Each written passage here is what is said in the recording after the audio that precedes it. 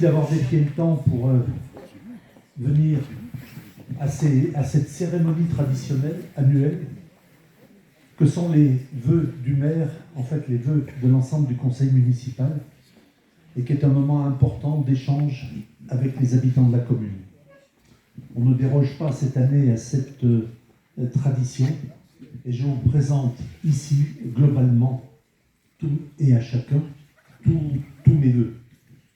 Tous mes vœux, je les résumerai par un seul mot, c'est le mot de résilience. La situation dans le monde l'année dernière, à la même époque, pour les mêmes vœux, était celle où il y avait un état de guerre. Cette année, nous sommes à 2 états de guerre. Donc, on ne peut pas dire que la situation se soit bien améliorée. Les paroles de haine l'emportent sur les paroles d'apaisement. Le climat, la météo, complètement détraqué. Oui, c'est l'hiver aujourd'hui, mais il y a plus d'un mois qu'on aurait déjà dû voir cette neige. La tension sociale ne faiblit pas et nous nous sentons prisonniers des injonctions des réseaux sociaux, de l'informatique, de l'intelligence artificielle. Vous savez qu'il y a des dossiers qu'on ne peut remplir que de façon informatique, notamment les victimes d'inondations doivent remplir par informatique leur demande d'indemnisation alors qu'ils n'ont plus l'électricité. Ce type d'injonction nous secoue quand même. Mais malgré ça, nous avons la liberté de dire ce que nous voulons et d'aller de l'avant. Nous avons encore de la liberté pour le faire, pour aller de l'avant. La résilience, c'est cette capacité de faire face. Et c'est cela que je vous invite tous, chacun, à cultiver dans sa vie personnelle comme dans la vie collective. C'est le souhait aussi que je formule à l'égard du personnel municipal qui est toujours dans l'adaptation face à des situations, des réglementations ou des exigences toujours changeantes. Je remercie chaque membre de l'équipe municipale, des salariés de la commune, pour leur implication dans leur mission, dans la mairie, à l'école ou sur la voie publique, dans les 3 grands services administratifs, scolaires ou techniques.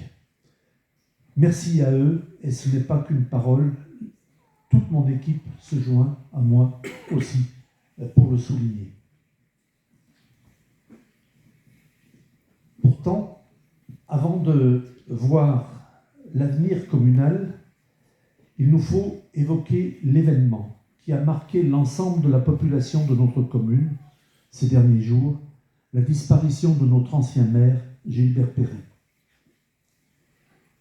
Gilbert a été élu comme conseiller municipal dans l'équipe de Madame Bernadette Ambert en 1995 pour un mandat de conseiller, qui s'est terminé donc en 2001, et à l'occasion des élections de 2001, il se présente, remporte les élections pour 1 puis 2 mandats.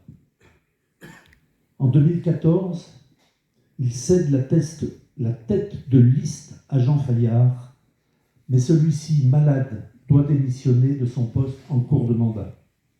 Ce qui provoque en 2015 des élections qui sont assez rares en cours de mandat, mais le Conseil n'était pas au complet pour pouvoir élire un nouveau maire.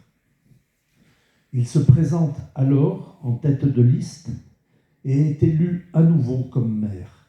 Mandat qu'il gardera jusqu'au printemps 2020, où il aura la charge, en toute fin de mandat, et même en prolongation de mandat, de mettre en place les dispositifs de lutte contre le Covid.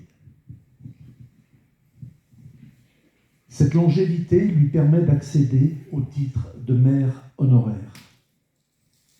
Par ailleurs, de 2008 à 2014, Gilbert Perret a été vice-président à la communauté d'agglomération du Puy-en-Velay en charge de l'environnement.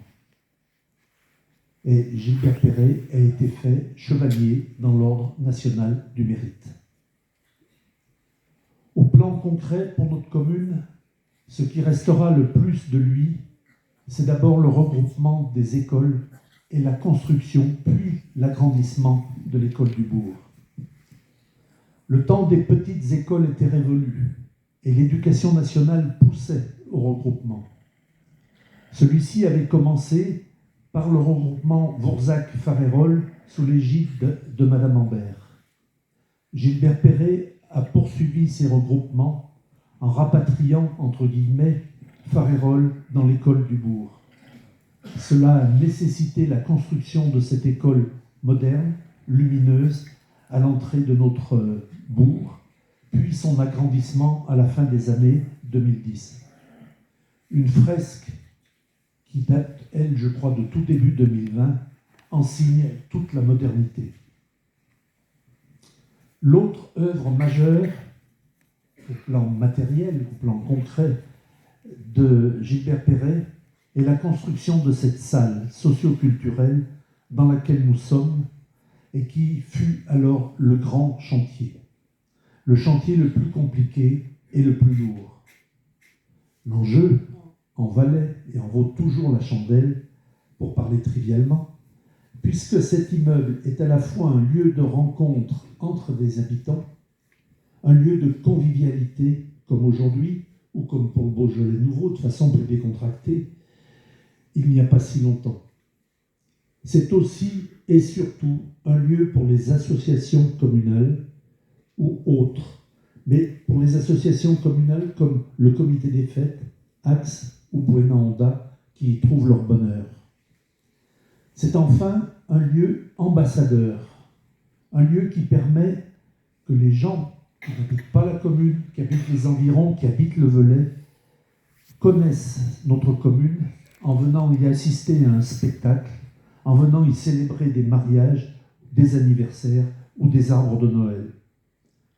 C'est donc un lieu de vie et d'accueil qui est grandement nécessaire à la vie de notre commune, à l'attachement que peuvent lui apporter ses habitants, et cela, on le doit à Gilbert Perret.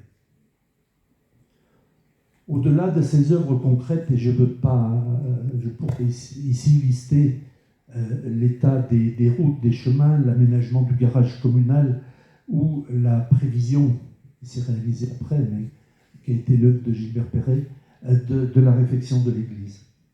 Non, au-delà, Gilbert Perret laissera le souvenir d'un homme attaché à la vie associative et à la vie des gens. Et ce, pas en principe, mais par sa participation active. Les adhérents du comité des fêtes, de Volcanots, les membres des différentes chorales, le CIAS, la Marpa Musette de Loud, mais aussi, au-delà de la commune, dans le domaine syndical ou associatif avec les crématistes, tous ces adhérents sont particulièrement reconnaissants de sa participation active.